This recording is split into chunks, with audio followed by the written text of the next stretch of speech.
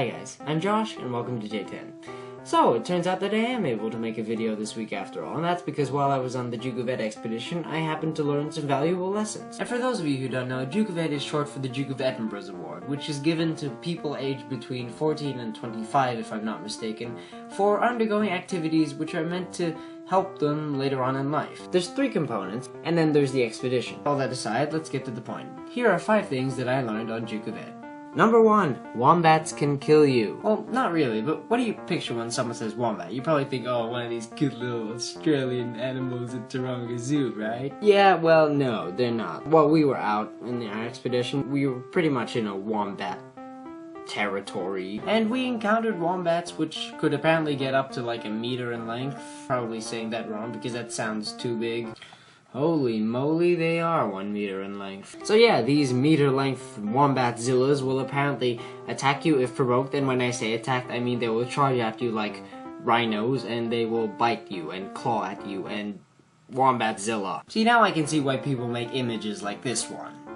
Number 2. Slender is real. No, seriously, I'm not joking with this one. It's real. So we camped in this picnic area named Bendila, and to get to the toilets, you had to walk this gravelly path for a fair distance. And when you did walk that gravelly path, I swear that in your head played the exact same file that plays when you walk on the path in Slender. Not only that, but the toilet block is this brick building which happened to have no lights during the nighttime. Sound familiar? And to top it all off, we wore these head torches, which did make it easier to see at night, but it also meant that wherever you looked, the light followed. I swear, the people who made Slender just like camped there for a night. Number 3, my friend is a murderer. And he's a murderer in 2 senses. Firstly, in the Buddhist sense that killing any kind of living creature is murder, in which case he murdered every single mosquito, fly, or insect with wings that went inside our tent. And secondly, he's a murderer in that he killed my conversation. Picture this, if you will. Oh yeah, so where was the— Look, Joseph, I don't mean to kill the conversation, but could you stop talking? I'm trying to sleep. What? Don't look at me like that. I was trying to sleep too. I just happened to be talking. Number 4. Berocca is radioactive.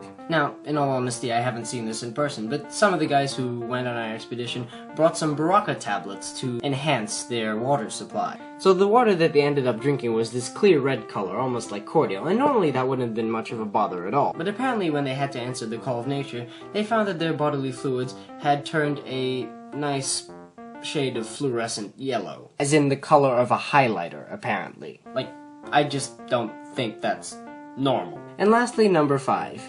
Talking is important. So for 3 days, it was mainly just 13 teenage boys camping in a relative wilderness, well, compared to the suburbia we live in anyway. And during that time, we didn't have our computers or phones to entertain us. Well, actually, some guys did bring their phones, but for the most part, we didn't use them. So in that time, we entertained ourselves in ways that people don't really do anymore, like playing cards, or more importantly, talking. And over those 3 days, I found that I had good conversations with people who I didn't even know I could have good conversations with. And it was interesting to see us talking about things which you wouldn't really expect teenage boys to be talking about, like what careers we plan on choosing, or the political situation in the Middle East, or the fact that this guy now runs the country. Yes, I bought a newspaper. It's because this all happened while we were camping, so I knew nothing. And I guess in today's modern day and age, that's what we need a bit more of. Genuine, face-to-face talking about stuff which we actually care about. Not just meaningless conversations on Twitter full of hashtags or attention-seeking statuses on Facebook. So yeah,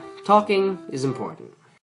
So yeah, that's it for this week's video. I'm still planning on putting out that surprise which was meant to make up for the video this week, which is actually here anyway. And apparently this is becoming my thing now, so today's shoutout for no apparent reason goes to John Paris. As always, I'd be happy to hear any comments or suggestions you have in the comments. I guess that's it for now.